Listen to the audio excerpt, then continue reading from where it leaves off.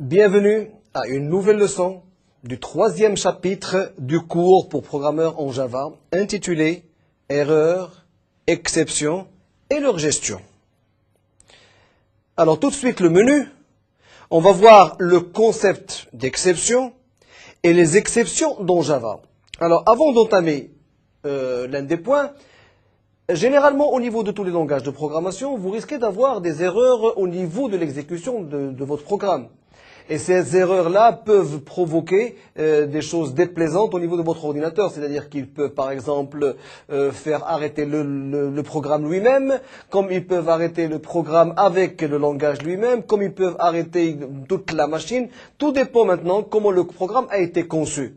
Alors, ceci dit, ceci porte plusieurs désagréments à votre programme et ça cause vraiment un problème. Maintenant, si par exemple vous exécutez un programme que vous n'avez pas sauvegardé et lors de l'exécution, vous vous rendez compte qu'il y a un problème et que la machine a planté. Et donc, automatiquement, vous perdez le contenu de votre programme et vous devez redémarrer la machine. Et tout ça, ce n'est pas vraiment, ça ne marche pas correctement pour pouvoir mener à bien votre projet correctement. Alors maintenant, au niveau de Java, il y a ce qu'on appelle le concept d'exception. C'est-à-dire que vous qui êtes programmeur, vous devez connaître dans quel cas, généralement pas, mais bon, vous pouvez connaître quand même quelques cas où vous risquez d'avoir des problèmes.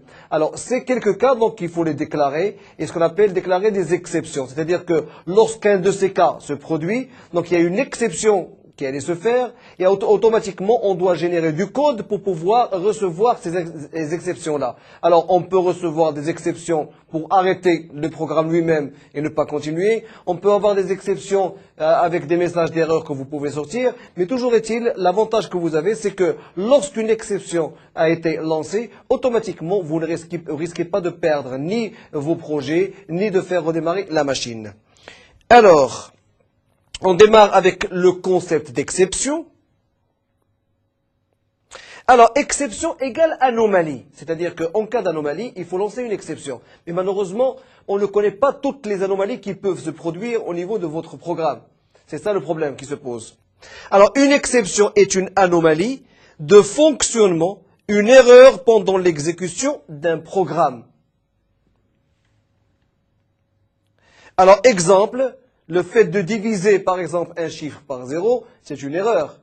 Alors maintenant, on peut la détecter, cette erreur-là. C'est-à-dire que si on se rend compte que, effectivement, la division par 0 peut causer un problème, au cours de l'exécution du programme, on peut lancer une exception. Et chaque fois que vous retrouverez une exception issue de cette division par 0, vous allez recevoir un message qui va vous mentionner que vous avez fait une division par 0 et qu'il n'est pas nécessaire de faire cette division-là.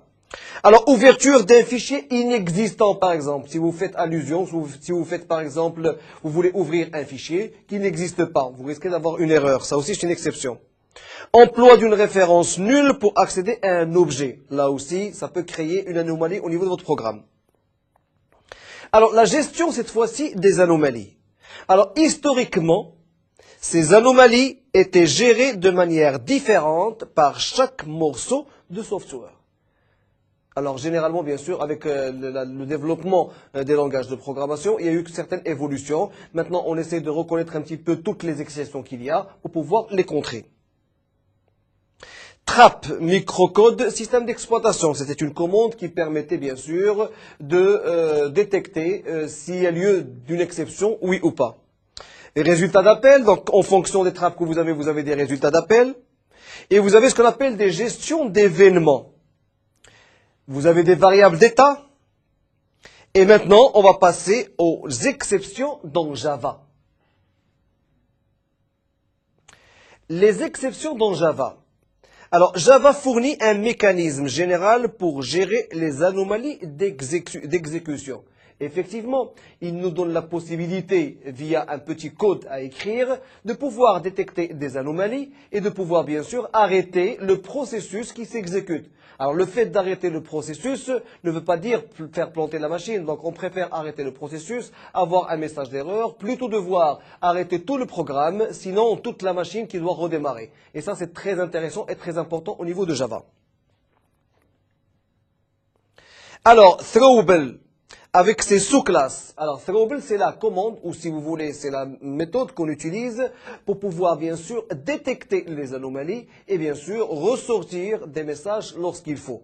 Alors, on va voir maintenant les arguments avec lesquels vous pouvez travailler, les méthodes aussi. Alors, throwable, avec ses sous-classes. Erreur, par exemple, c'est une anomalie qui est irrémédiable. Exception, c'est des anomalies remédiables. Alors parce qu'il existe au niveau de l'exécution de votre programme, vous pouvez vous retrouver avec des erreurs irrémédiables. Même en les détectant, vous pouvez planter votre machine. Mais toujours est-il, l'historique peut nous révéler toutes les anomalies que les gens ont pu rencontrer. Et on peut à ce moment-là faire le maximum pour pouvoir les contrer. Les instructions throw qui nous permettent bien sûr de capter, et on va le voir beaucoup plus loin. Et les constructions try et catch, c'est pour pouvoir bien sûr détecter une anomalie et faire ressortir un message. On va voir tout à fait à la fin de cette leçon-là un exercice qui va porter un petit peu toutes les commandes qu'on vient de voir à l'instant. Alors, quand il y a une anomalie, le programme qui tombe sur une anomalie crée un throwable de type approprié. Donc, si vous utilisez bien sûr le throwable. Alors maintenant, si vous n'utilisez pas le throwable que vous avez, automatiquement, vous risquez de faire planter la machine. Alors maintenant, si vous l'utilisez, le morceau de programme où il y a un problème, bien sûr, il crée un throwable de type approprié. Donc il va créer une exception. Et cette exception-là, si elle est créée, il faut créer un code qui peut bien sûr capturer cette exception-là. Cet objet est lancé par l'instruction throw. Donc, il y a un throwable qui va être bien sûr créé et il va être lancé bien sûr par l'instruction throw. Alors tombant, c'est-à-dire qu'il va interrompre l'exécution de la méthode en cours et ses appelants jusqu'à ce qu'il soit pris en charge. Et ça c'est une très bonne chose parce que maintenant il va arrêter l'exécution et il va attendre maintenant que quelqu'un prenne en charge cette anomalie-là. Alors, je répète encore une fois, lorsqu'il y a une anomalie, et si maintenant vous avez inséré au niveau de votre programme le throwable pour pouvoir capturer cette anomalie ou bien, bien sûr, diffuser ce problème-là. Alors maintenant, s'il n'y a pas de code pour pouvoir les capturer, on va rester en instance le temps de voir quelqu'un ou un programme qui puisse capturer cette anomalie-là et bien sûr nous sortir le message d'erreur correspondant. Lancement d'une exception.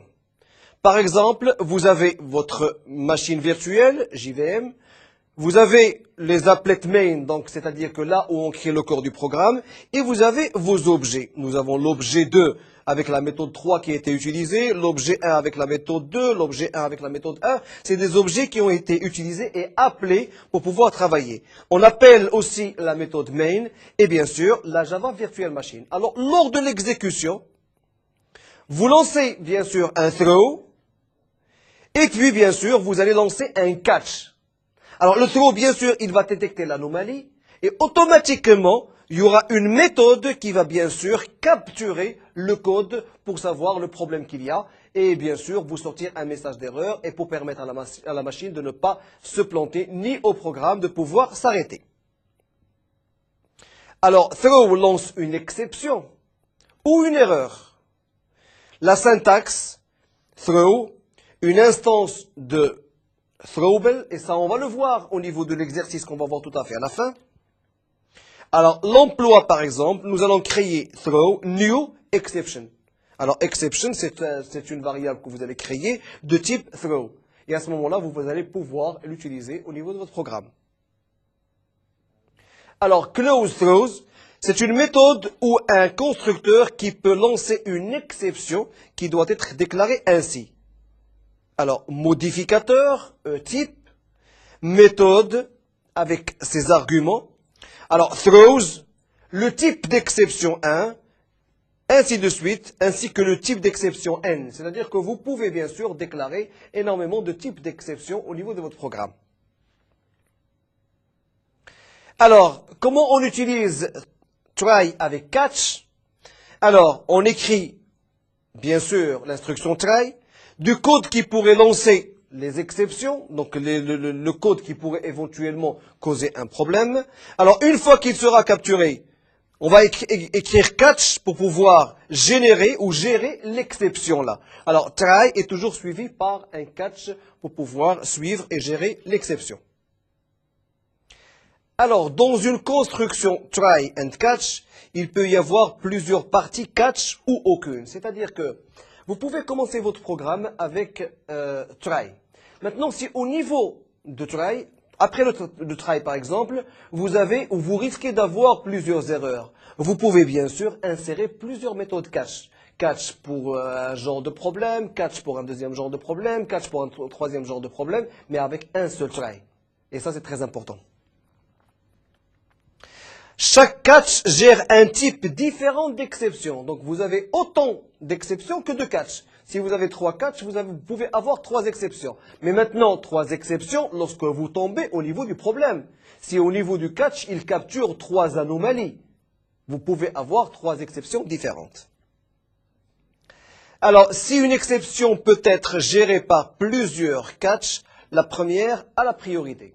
Alors maintenant, si par exemple vous avez des exceptions au niveau d'un seul catch, alors lorsque c'est la première qui va détecter le problème, qui va être prise en considération le premier, les autres ne seront pas prises en considération. C'est-à-dire que au niveau de la première, s'il y a un problème, il y aura une erreur, c'est une anomalie, d'accord? Et vous allez avoir la priorité, c'est-à-dire que vous allez ressortir un message d'erreur et les autres maintenant ne seront pas consultés pour voir un petit peu leur contenu. Alors, try, catch and finally, alors là c'est la commande complète si vous voulez. Il est possible qu'une autre exception se vérifie dans la partie catch d'une construction try and catch. C'est une exception dont vous n'avez pas pensé par exemple. Alors dans ce cas, ou bien qu'il n'y ait pas une catch adaptée à l'exception lancée. C'est-à-dire que vous avez lancé un catch, mais l'exception n'est pas bonne. Ce n'est pas la bonne configuration que vous avez faite. Dans ce cas, on exécute le code de la partie finale s'il existe. C'est-à-dire que maintenant, si vous avez peur de tomber dans un problème, c'est-à-dire que vous avez pris en considération les problèmes qu'il y a, et vous avez peur maintenant de tomber sur un autre problème qui n'est pas pris en considération. Donc vous pouvez toujours avoir le type finale, ajouter l'argument finale si vous voulez, et cet argument-là va vous permettre de sortir un message, même s'il n'est pas pris en considération avec les catchs. Alors voilà comment on l'écrit, le try qu'on a vu précédemment, catch type exception avec l'exception qu'il y a, et le code qui gère l'exception. Alors maintenant, au niveau du catch, si ce n'est pas pris en considération, s'il y a autre chose à part ça qui cause une erreur, eh bien à ce moment-là, on va exécuter le code au niveau de finale. Donc le code qui est exécuté si le catch échoue. Alors maintenant, si le catch échoue et n'arrive pas à résoudre le problème, automatiquement, c'est ce code-là qui allait être exécuté au niveau de finale. Alors maintenant, avant de terminer cette leçon, nous avons bien sûr pris fin avec la partie théorique. Nous allons voir la partie pratique pour vous expliquer encore davantage comment on implémente tous ces éléments-là au niveau d'un programme Java. Alors, on va y revenir tout de suite.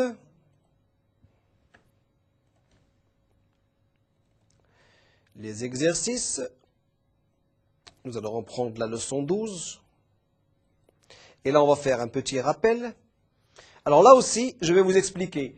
Nous allons créer une classe, qui est déjà créée, je vais vous la montrer maintenant. Une classe qui va être implémentée au niveau d'un autre programme. C'est comme l'autre programme de la leçon numéro 11 que vous avez vu, d'accord? Mais il y a maintenant la gestion, par exemple, des problèmes qu'il y a avec les catch et les try et ainsi de suite. Alors, on va ouvrir le fichier rapport qui existe.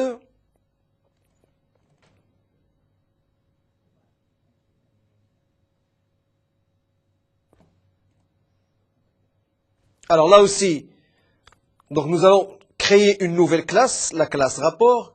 Nous reprenons le même exemple avec le nom du stagiaire, la note, le numéro de révision.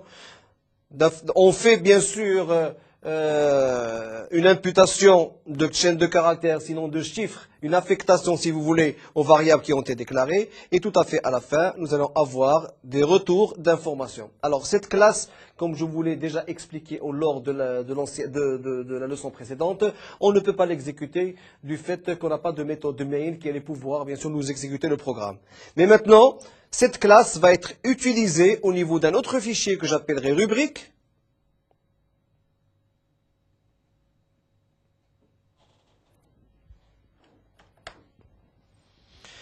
Alors, classe principale du programme rubrique. Donc, je reprendrai la même chose.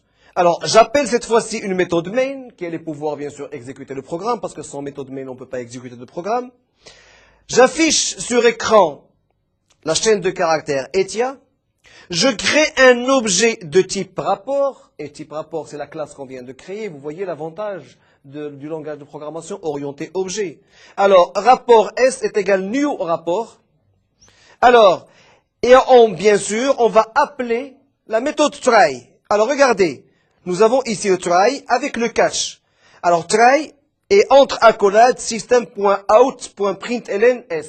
Si par exemple, au niveau, bien sûr, de la sortie sur écran de cette information-là, vous risquez vous avez un problème, automatiquement le problème sera catché, si j'ose dire, d'accord, donc il sera capturé, et automatiquement, lorsque vous allez le capturer, vous allez ressortir un message d'erreur qui est rapport non valide.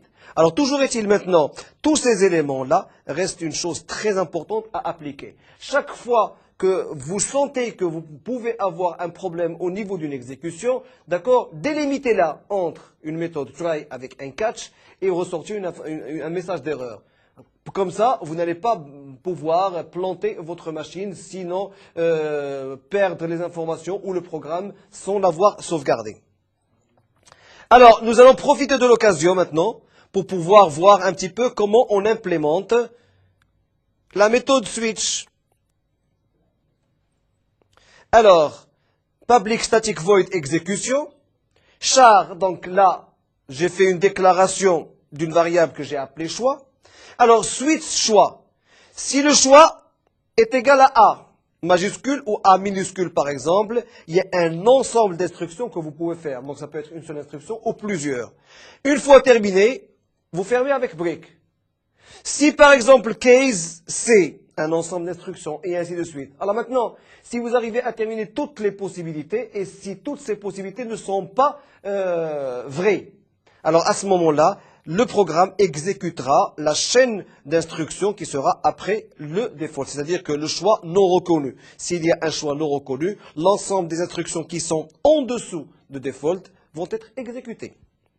Alors maintenant, vous avez une idée exacte maintenant de l'implémentation de la commande try ainsi que catch et puis l'événement switch si vous voulez. Alors, cette leçon prend fin. Si vous avez besoin d'informations complémentaires, vous pouvez toujours vous connecter au site de Netuno en cliquant sur le lien MedNetio.